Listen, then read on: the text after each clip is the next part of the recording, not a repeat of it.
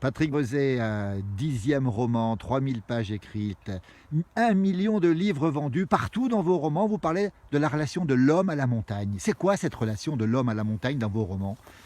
Évidemment, la montagne est à la fois un décor, un élément dans lequel vivent les hommes, un territoire, mais c'est aussi, et de plus en plus fréquemment dans mes derniers romans, un personnage à part entière.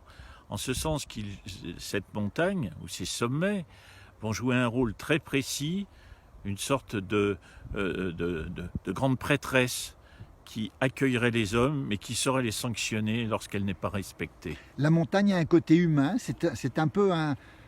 Elle a des sentiments, elle vit aussi? C'est ainsi que je le vois, c'est ainsi, alors là c'est un côté un peu poétique, évidemment, mais c'est ainsi que je le vois. La montagne, c'est un lieu de vie pour les animaux, les plantes, les arbres, les humains.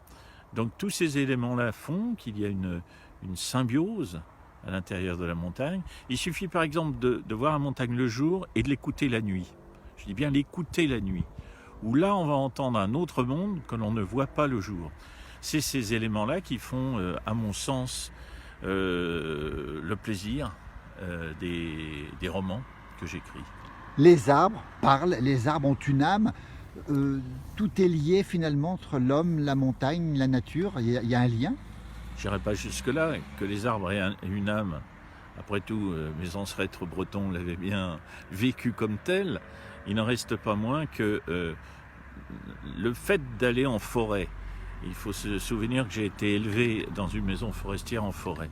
Le fait d'aller en forêt, simplement s'y promener, simplement regarder les arbres, comme disait Bernard Clavel, comme les colonnes du ciel, ceci va me ressourcer, j'allais dire ressourcer, chacun va prendre les choses comme elles sont, mais me ressourcer, m'apporter un apaisement, une créativité et puis un plaisir de vivre. Patrick Breuzet, vous en parlez bien, vous l'écrivez bien cette montagne. Dans votre dernier roman, La jeune fille qui déplaçait les montagnes, c'est un roman plein d'amour, plein de surprises. Comment on peut résumer ce roman, Patrick Breuzet? C'est une quête. Tout simplement, une jeune fille a vu son père se perdre dans l'alcool parce que lui-même a perdu son propre père, du moins ne l'a jamais vu revenir, ce qui est bien pire, ne l'a jamais vu revenir de la Première Guerre.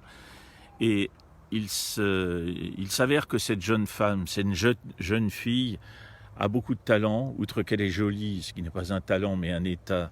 Elle sait dessiner, elle comprend les gens, elle comprend les hommes, et du coup, il va se produire qu'elle va décider de venir au secours de son père en allant tenter de retrouver un grand-père disparu. C'est un roman qui plaît déjà beaucoup, il est sorti depuis quelques temps, depuis peu de temps finalement. Il est sorti il y a 8 semaines exactement. Oui. Évidemment, les indicateurs sont multiples. L'un des indicateurs les plus intéressants sont les réassorts par les libraires. Là, effectivement, on a des statistiques importantes. Et puis moi, j'ai les miennes. J'ai les miennes dans mon village, à Saint-Moin, avec Gérard Othon et la librairie. Et nous constatons, parce que c'est un homme qui a été comptable jadis, nous constatons que les ventes n'ont jamais été aussi importantes sur la sortie d'un roman. On vous le confirme, Patrick Breuzet, absolument à lire, c'est le coup de cœur de la place du village. La jeune fille qui déplaçait les montagnes, elle est absolument magnifique. Il faut absolument lire le livre aussi d'ailleurs. Presse de la Cité, Terre de France, c'est du Patrick Breuzet, c'est le 10e roman, l'homme qui a écrit 1 million de livres. Patrick, merci beaucoup. Merci. Merci Patrick.